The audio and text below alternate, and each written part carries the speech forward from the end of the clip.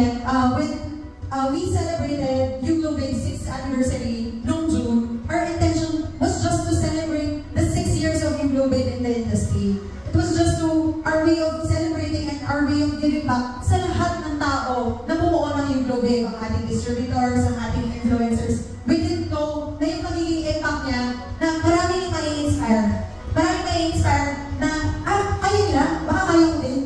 Ganun, sobrang daming na-inspire. So, nung natapos po yung event namin, we started building different events. So, we started with our mommy event, our mommy community events, and then yung ating Uglobade Club and Catering Society. And alam niyo po, most of them affiliate turned resellers turned affiliates. Parang sabi nila, ay kaya niya, kaya ko din.